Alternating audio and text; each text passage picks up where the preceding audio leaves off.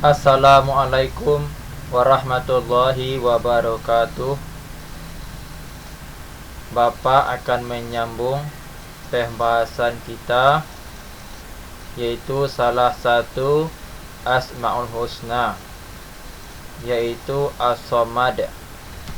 As-Samad, yang mana As-Samad itu artinya yang maha dibutuhkan. Jadi Allah itu adalah zat yang dibutuhkan oleh seluruh makhluk hidupnya.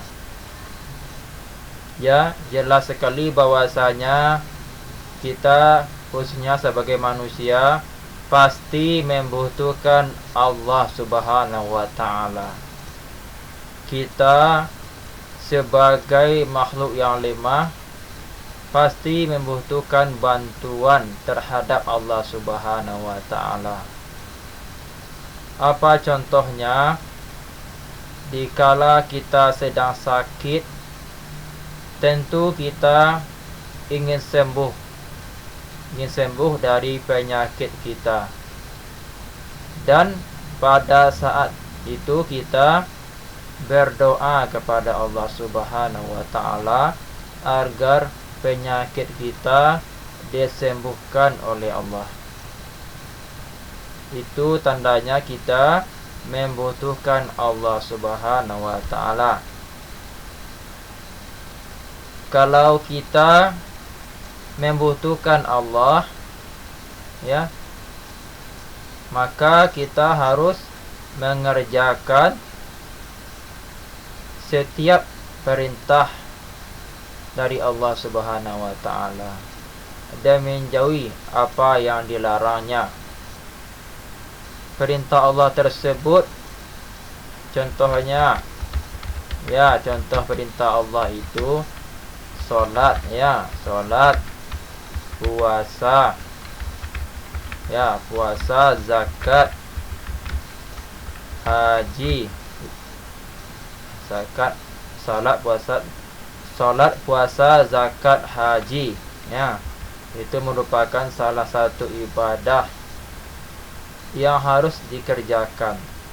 Salat itu merupakan suatu hal yang wajib, ya, jika dikerjakan maka akan mendapat pahala, jika ditinggalkan akan mendapat dosa. Kalau puasa itu kita lakukan pada hari-hari tertentu, ya, ada puasa sunat, ada puasa wajib. Kalau puasa wajib itu di bulan Ramadan. Kalau zakat itu jika telah sampai nisabnya atau batasnya, maka kita harus mengeluarkan zakat kita. Dan haji itu jika telah sampai kemampuan kita untuk melaksanakan ibadah haji. Itu perintah Allah. Selanjutnya kita harus meninggalkan larangan Allah. Apa-apa saja yang dilarang oleh Allah harus kita hindari, harus kita tinggalkan. Apa contoh larangan Allah? Ya, contoh larangan Allah itu, ya, berdusta, itu merupakan salah satu larangan Allah. Ya, meninggalkan sholat, ya, durhaka kepada orang tua, itu merupakan salah satu larangan Allah yang harus kita jauhi. Sebagai anak yang soleh dan solehah, ya, kita harus mengamalkan ajaran agama kita, ajaran agama Islam dengan baik. Kita sebagai umat Islam harus, ya, menjalankan setiap perintah, karena kita sebagai orang mukmin, maka kita harus berpegang teguh agar kita selalu berada dalam agama yang lurus, ya. Kita harus menjalankan ibadah solat. Orang yang solat itu akan terhindar dari perilaku tercela. Ya. Baiklah, apa saja contoh perilaku yang mencerminkan, ya, yang meneladani sifat Allah atau nama Allah As-Samad itu?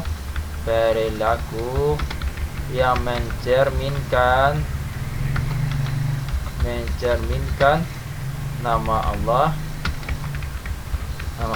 As-Samad. Itu. Yang pertama yaitu yang pertama